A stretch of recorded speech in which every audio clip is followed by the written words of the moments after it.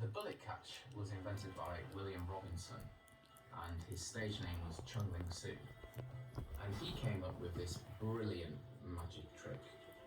People would come from miles to watch this man get a bullet in the face and catch it. There are lots of different ways of doing it, and one that we restaged had killed Chung Ling Soo at the Wood Green Empire in the early 1900s.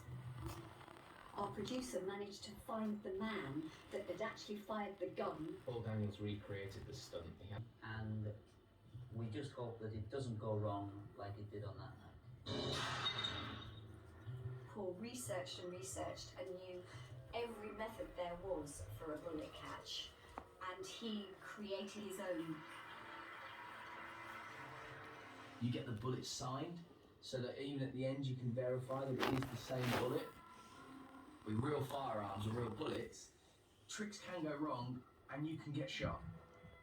The idea is someone at the other side of the stage has a big old-fashioned huge rifle. It doesn't take much for something to go wrong. Everything counts in a magic show. One bit goes wrong, it's game over. It's gone wrong so many times, fatal so many times. It's an awesome thing to see. In the traditional version, he held a plate and he caught the bullet on the plate. This is the thing about magicians. They will do anything to get a reaction. It's got to be bigger. It's got to be more dangerous. How can I up the ante and take it to the next level? We are such a competitive bunch. I wasn't worried until the guy lifted the rifle. To see a gun being pointed at your husband, and my heart started to thump. It was that moment that I suddenly went, oh my God. Whenever you see it live, part of you always goes, this could go wrong, as it already has done loads in the past. This has killed lots of people.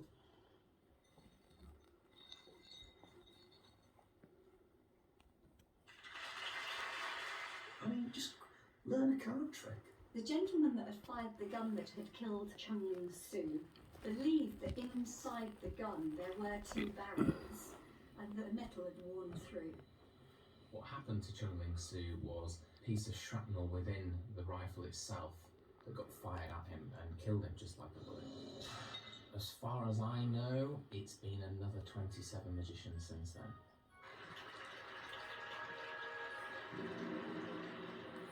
Ralph Biala was a particularly interesting character who did this trick because he did quite a hardcore version of it and did it a lot. He actually had steel teeth inserted and used to wear dentures over them. He also had his metal gloves and used to shield his face with them. It was like his staple thing, and he died by falling off a cliff. And it was because he suffered from dizziness that was caused as a result of the injuries he'd sustained doing this trick over the years. It's like being a sword swallower and then dying by choking on a peanut or something, you know? Still to come, and levitation fails to impress. Oh, she's gonna feel that in the morning. Shut up, it's not funny. A spike trick goes horribly wrong for magic superstar Chris Corn. It's just... I swear you can see the colour go out of my face. And master of illusion Shahid Malik dangles like a dope on a rope. Released my feet, held on to the bottom end of the burning rope, and I was about to be brought down, and...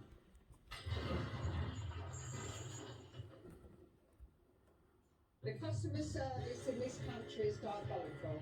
Learn tips to be persistent with Alexis Conrad. How hard can it be to get through to a real-life human being? Well, it's always keep you waiting. I am sorry. You've got someone already. Call Centre Chaos Britain on hold. Thursday at 8 on Channel 5 and My 5. They gave us sunshine, laughter, My dad used to tell me about you.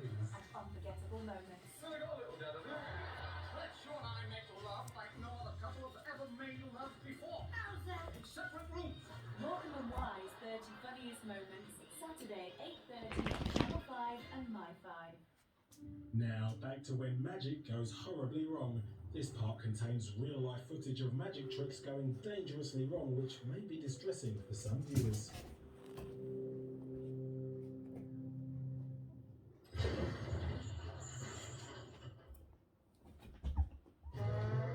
Grown-up magician magicians know only too well it can all go horribly wrong. But what about the kids? There's something beautiful about when kids want to try magic. You know it's not going to be executed with the finesse of a professional. The trick has quite a sinister-looking young man who looks like he's wandered off an amateur stage version of Phantom of the Opera. Very confusing face mask he's wearing. He's like a lad from the local estate. He's got a mask on and he's got a hoodie and he's coming out. I thought he was going to rob the post office. A volunteer, willing or otherwise, is brought on and sort of slid in one end. The bit of cardboard's about 8 foot long. She looked taller lying down, didn't she? What they've done is they've obviously seen the trick on the telly and thought, how can we do this? Well, clearly you have to have 2 women in a large hood. That seems easy enough. Well, this is So when you start sawing through it, you start seeing the fact that the box is collapsing. So the box has to take the weight of a human being, or 2. Saw through the old cardboard. Whoop, table flips over and one pops out one end. Fabulous.